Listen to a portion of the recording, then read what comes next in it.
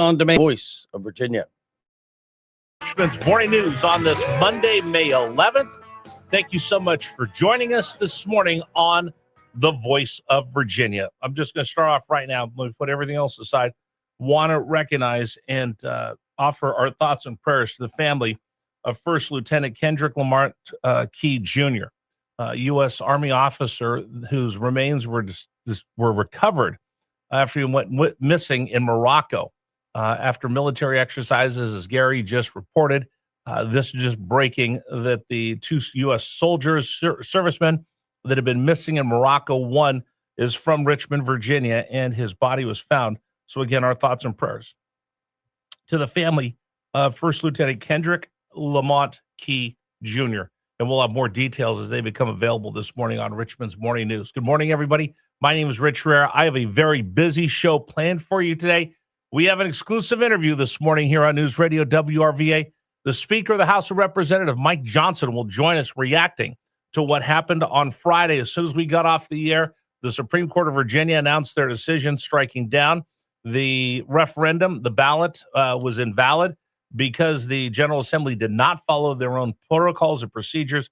The firestorm that is lit is taking off and coming up on a life of itself. So we'll talk with Mike Johnson about that. And then we have a whole bunch of other folks to join us, and we'll get you all the information you need. Again, I tell you, if you don't wake up with Richmond's Morning News, you're playing catch up the rest of the day. So let's begin, as we do every day, by starting off with the Richmond Morning News Brief. So, folks, it feels like I'm in the Twilight Zone. By the way, today is Twilight Zone Day, so it's kind of appropriate. I feel that way. The world loses its mind over the Supreme Court of Virginia's ruling on Friday. That's the biggest story of the day. Number one.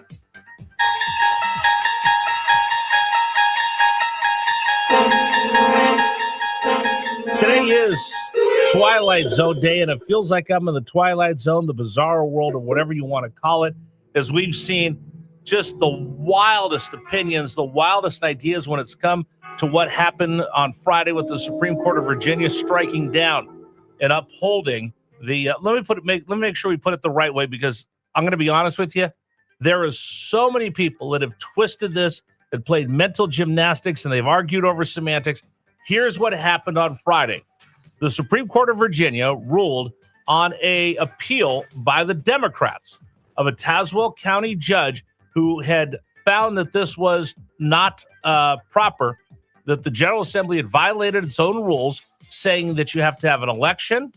Saying that you have to have a bill passed, an election, and then you pass the bill again. They started it after the election began because early voting had started. The Tazewell judge had struck it down, saying, no, you can't go forward with this. Democrats appealed to the Supreme Court of Virginia in an expedited process, saying, no.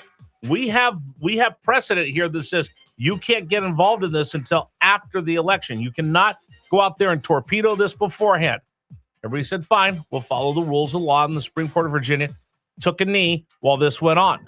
But they said that they would be able to look at this afterwards. When they took this back up, they found that the Tazewell judge was correct, and they set aside the entire process because the Democrats violated the rules within the General Assembly to have a referendum that would change the state constitution. That's it, period. It is not overturning the will of the people. If you want to blame anybody, blame the General Assembly for trying to jam this thing through and breaking its own rules. Now, we'll have full reaction of this, including Speaker Mike Johnson. Jen Kiggins will stop by the program, and we're going to talk to some lawyers this morning as well, and a Democrat who was very, very big in the anti-gerrymandering case as well. So all of that coming up this morning on Richmond's Morning News. Again, if you don't start with us, you're going to play catch up the rest of the day. Story number 2, Trump fed up with Iran's response. That's our second big story of the day. Number 2. All right. Iranian state television says that Tehran rejected the U.S. proposal, amounting it to surrender. They insisted instead on war reparations by the U.S., full Iranian sovereignty over the Strait of Hormuz, and an end to sanctions. Trump has drawn a hard line on the Iranian nuclear program. He has threatened to resume bombing if Iran doesn't roll back its nuclear program and reopen the strait. Iran's military is warning that countries enforcing sanctions against Tehran will face issues when their ships use the Strait of Hormuz. Several attacks against ships in the Persian Gulf have occurred over the last week.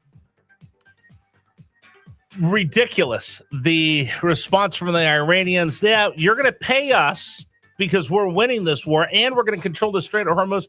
They knew these were non-starters. Again, this is their modus operandi. They keep extending. They keep teasing you. They keep saying we're willing to have legitimate negotiations. They know that's a non-starter. They're just playing games right now, and the president is getting fed up, and so is the rest of the world. We'll keep an eye on this story as things continue to unfold this morning. All right, story number 3. Donald Trump has a lot on his plate, including a trip to China. That's our third story of the morning. Number 3. Coming up on Thursday, a very important day. The President of the United States will visit Xi Jinping in China. It's a Thursday, Friday. There's a lot to talk about. China has come out and said, by the way, the world, you don't have to listen to the world's sanctions, or the rest of the world doesn't have to listen to the sanctions against Iran. You don't have to pay attention to that. It's a big showdown between the president of China and the U.S. That's coming up on Thursday. Story number 4. Sad news. I know there's a lot of Braves fans in town because long affiliation with the Atlanta Braves here in Richmond. A legendary manager passes away. Number 4. Bobby Cox passes away at the age of 84. He had spent time here in Richmond and come out to Richmond Brave games. So again, so many Braves fans because of the affiliation with Richmond and, of course, the TBS Superstation. So it's a sad day for baseball fans. Bobby Cox passes away at the age of 84. And finally, story number 5, a Virginian sets a record on The Price is Right. Number 5. We're going to start things off with $2,500 in cash. All right, you want to keep going? Yes, All right, absolutely. $25,000 in cash. Oh my God. Good. Okay, so you're going to keep on going. $100,000 in cash. The last 2 numbers. Oh, my daughter's birthday. I have to go. She's going to go for it. It's $100,000.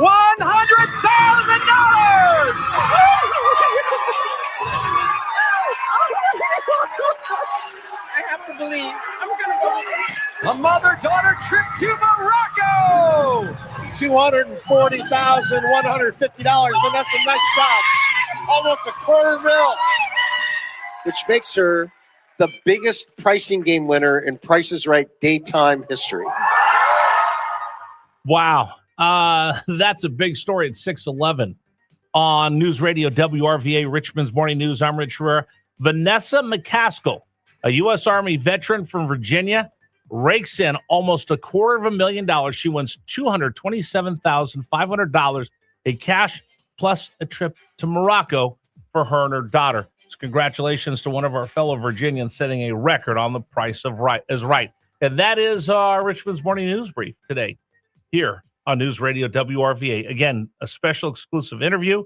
Mike Johnson is on the program coming up at 8 o'clock. We'll hear from the Speaker of the House of Representatives on what happened with the Supreme Court and redistricting and the House races. It's going to be game on now here in Virginia. Now the map will remain 6-5. So Mike Johnson joins us coming up at 8 o'clock. Tell your friends you don't want to miss that. Let me go back over to something. I've seen so many of these things that have gone on over the weekend, and we're pretty sure the Supreme Court of the United States does not have standing to take on this case of the Supreme Court of Virginia. This is 100% Virginia constitutional law. It is 100% specific to the Commonwealth of Virginia. There are no federal laws that have been violated or federal statutes that the Supreme Court would be able to take on. Yet Jay Jones has decided that he's going to take more of our money and spend it on trying to fight this. By the way, I pointed this out over the weekend online. If you want to blame anybody for any of this, it's the General Assembly and the governor's mansion. Tell you why. You know how much money we've spent on this special election? 2 minutes to men's wellness.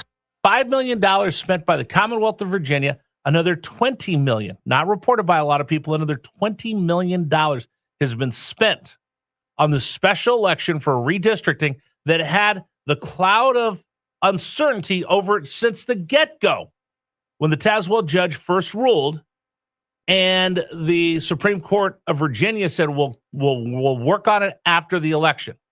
$25 million of your tax dollars was spent on a special election that shouldn't have taken place in the first place because the Democrats didn't follow their own rules inside the General Assembly.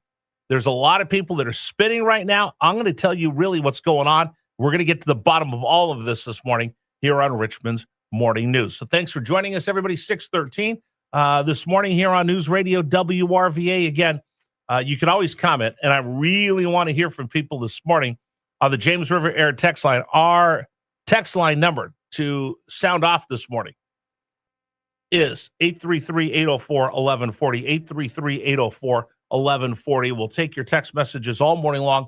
We read the best ones coming up at 6:55, 7:55, and 8:55. 6:55, 7:55, and 8:55. We'll have your text messages this morning here on Richmond's Morning News. Today's program brought to you in part by Men's Wellness Centers. All right. You sat around this weekend. It was Mother's Day. It was nice. Your wife, she was smiling. What about you? Were you smiling? Did you have a good Mother's Day weekend, or did you feel like an old man? You're like, oh, what is going on with me? I'm tired. I can't focus. It's just something's off.